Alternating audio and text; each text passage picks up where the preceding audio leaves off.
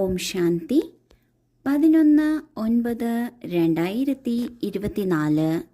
ഇന്നത്തെ മുരളിയുടെ main points. മധുരമായ കുട്ടികളെ, നിങ്ങൾ ബാബയുടെ അടുക്കൽ വന്നിരിക്കുന്നത് തൻ്റെ ക്യാരക്ടേഴ്സ് മെച്ചപ്പെടുത്താനാണ്.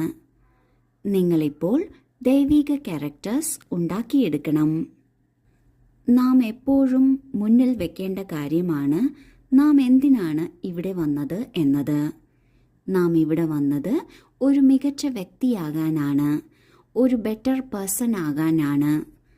ഏറ്റവും മികച്ച വ്യക്തി എന്നത് ലക്ഷ്മി നാരായണനാണ്. ബാബയാണ് ഈ ഒരു ലക്ഷ്യം നമ്മൾക്ക് തന്നിട്ടുള്ളത്. ആ ലക്ഷ്യത്തിൽ എത്തിച്ചേരുന്നതിന് ബാബ തന്നെ നമ്മെ പഠിപ്പിക്കുകയും വഴികാട്ടുകയും ചെയ്യുന്നു. അതിനാൽ എപ്പോഴും ഓർമ്മയുണ്ടായിരിക്കണം, നാം ബാബയുടെ അടുക്കൽ വന്നത് നമ്മുടെ വ്യക്തിത്വം മെച്ചപ്പെടുത്താനാണ്, ക്യാരക്ടേഴ്സ് നന്നാക്കിയെടുക്കാനാണ്. ലക്ഷ്മി നാരായണൻ്റെ ക്യാരക്ടേഴ്സ് ദൈവിക ക്യാരക്ടേഴ്സ് ആണ്.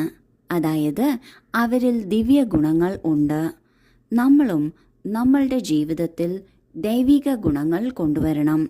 ഇതിലൂടെ നമ്മളുടെ ക്യാരക്ടേഴ്സ് ദൈവിക ക്യാരക്ടേഴ്സായി മാറുന്നു. ചോദ്യം: നിങ്ങൾ കുട്ടികളോട് കണ്ണുകൾ അടച്ചിരിക്കരുത് എന്ന് പറയാൻ കാരണം എന്താണ്? ഉത്തരം: എന്തുകൊണ്ടെന്നാൽ ദൃഷ്ടിയിലൂടെ സായുജ്യമടയിക്കുന്ന ബാബ നിങ്ങളുടെ മുന്നിലുണ്ട്. കണ്ണുകൾ അടച്ചിരിക്കുകയാണെങ്കിൽ എങ്ങനെ സായുജ്യമടയും? സ്കൂളിലൊരിക്കലും കണ്ണുകൾ അടച്ച് ഇരുത്തുന്നില്ല. കണ്ണുകൾ അടച്ചിരുന്നാൽ ആലസ്യം വരും. നിങ്ങൾ കുട്ടികൾ സ്കൂളിൽ പഠിത്തം പഠിക്കുകയാണ്. ഇത് വരുമാന മാർഗമാണ്. ലക്ഷങ്ങളുടെ പദമങ്ങളുടെ സമ്പാദ്യം ശേഖരിക്കപ്പെടുകയാണ്. സമ്പാദ്യത്തിൽ ആലസ്യമോ ഉദാസീനതയോ വരിക സാധ്യമല്ല. കണ്ണുകൾ തുറന്നിരുന്നാണ് നാം ബാബയെ ഓർമ്മിക്കേണ്ടത്.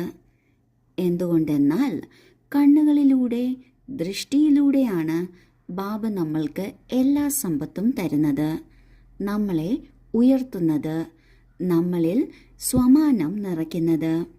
കണ്ണുകൾ അടച്ചിരിക്കുകയാണെങ്കിൽ ഈ പ്രാപ്തികളിൽ നിന്നും വഞ്ചിതരാകുന്നു. നാം ഇവിടെ സ്കൂളിലാണ് ഇരിക്കുന്നത്. സ്കൂളിൽ പഠിത്തമാണ് ഉള്ളത്, വിദ്യാർത്ഥികളാണ് ഉള്ളത്. കണ്ണുകൾ അടച്ചുകൊണ്ട് ഒരിക്കലും വിദ്യാർത്ഥികൾ സ്കൂളിൽ ഇരിക്കില്ല. കണ്ണുകൾ അടച്ചിരുന്നാൽ ആലസ്യം വരും.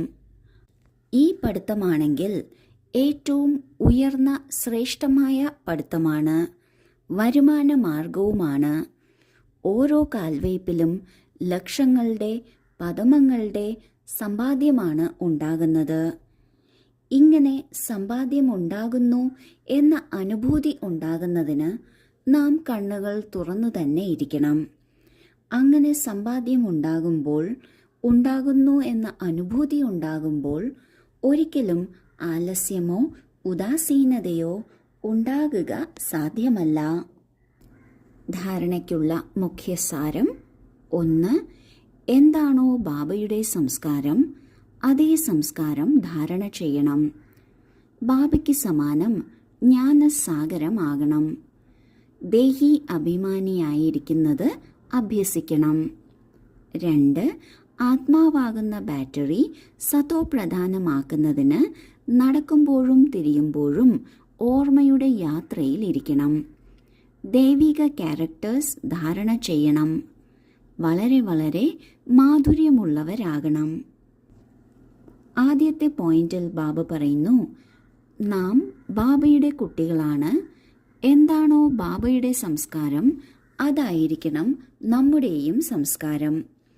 ബാബ തൻ്റേതെല്ലാം നമ്മൾക്ക് വില്ല് ചെയ്യുകയാണ്. അതിനാൽ നാം ബാബയ്ക്ക് സമാനമാകണം. ബാബ ജ്ഞാനസാഗരമാണ്.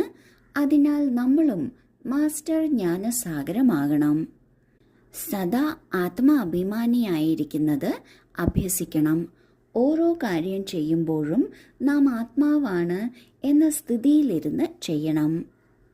രണ്ടാമത്തെ പോയിന്റിൽ ബാബ പറയുന്നു, എപ്പോഴും ബാബയുടെ ഓർമ്മയിലിരിക്കുന്നതിലൂടെ ആത്മാവാകുന്ന ബാറ്ററി ചാർജ് ആകുന്നു. മുഴുവൻ ചാർജ് ആകുന്നതിനെ സത്തോപ്രധാനമാകുക എന്ന് പറയുന്നു. അല്പം മാത്രമേ ചാർജ് ആകുന്നുള്ളൂ എങ്കിൽ നമ്മൾ ത്രേതായുഗത്തിലേക്കായിരിക്കും പോകുക. ഇതിനാൽ പൂർണ്ണമായും ചാർജ് ചെയ്യണം, സത്തോപ്രധാനമാകണം. ദൈവിക ഗുണങ്ങളും ധാരണ ചെയ്യണം, വളരെ വളരെ മാധുര്യമുള്ളവരാകണം. വരദാനം: ത്രികാലദർശിയായി ദിവ്യബുദ്ധിയുടെ വരദാനം കാര്യത്തിൽ ഉപയോഗിക്കുന്ന സഫലതാ സമ്പന്നരായി ഭവിക്കട്ടെ. ബാപ് ദാദ ഓരോ കുട്ടിക്കും ദിവ്യബുദ്ധിയുടെ വരദാനം നൽകിയിരിക്കുന്നു.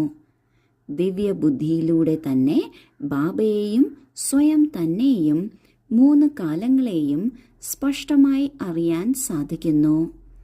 സർവശക്തികൾ ധാരണ ചെയ്യാൻ സാധിക്കുന്നു. ദിവ്യബുദ്ധിയുള്ള ആത്മാവ് ഏത് സങ്കല്പത്തെയും കർമ്മത്തിലോ വാക്കിലോ കൊണ്ടുവരുന്നതിന് മുമ്പ് ഓരോ വാക്കും കർമ്മത്തിൻ്റെയും 3 കാലങ്ങളെയും അറിഞ്ഞ് പ്രാക്ടിക്കലിൽ കൊണ്ടുവരുന്നു. അവർക്ക് മുന്നിൽ പാസ്റ്റും ഫ്യൂച്ചറും പ്രസന്റ് പോലെ തന്നെ സ്പഷ്ടമായിരിക്കും. ഇങ്ങനെ ദിവ്യബുദ്ധിയുള്ളവർ ത്രികാലദർശി ആയത് കാരണം സദാ സഫലതാ സമ്പന്നരാകുന്നു. ബാബ എല്ലാ കുട്ടികൾക്കും ദിവ്യബുദ്ധിയുടെ വരദാനം നൽകിയിട്ടുണ്ട്. ആർക്കാണോ ദിവ്യബുദ്ധിയുള്ളത് അവർക്ക് സ്വയം തൻ്റെയും ബാബയുടെയും സൃഷ്ടിയുടെയും 3 കാലങ്ങളെയും അറിയാൻ സാധിക്കുന്നു. 3 കാലങ്ങളെയും അറിയുന്നത് കാരണം അവർ ഏത് സങ്കല്പം വാക്കിലോ കർമ്മത്തിലോ കൊണ്ടുവരുന്നുവോ അവർ 3 കാലങ്ങളെയും ചിന്തിച്ച് മനസ്സിലാക്കി അതിനനുസരിച്ച് കൊണ്ടുവരുന്നു. അതിനാൽ അവരുടെ ഓരോ വാക്കും കർമ്മവും സഫലതാ സമ്പന്നമായിരിക്കും. സ്ലോഗൻ: സമ്പൂർണ്ണ പവിത്രത ധാരണ ചെയ്യുന്നവർ തന്നെയാണ് പരമാനന്ദത്തിൻ്റെ അനുഭവം ചെയ്യാൻ സാധിക്കുന്നത്. ആരിലാണോ സമ്പൂർണ്ണ പവിത്രതയുടെ ധാരണയുള്ളത് അവർക്കാണ് എല്ലാ സമയത്തും സന്തുഷ്ടമായിരിക്കാൻ സാധിക്കുന്നത്, പരമാനന്ദത്തിൻ്റെ അനുഭവം ഉണ്ടാകുന്നത്. ഓം ശാന്തി.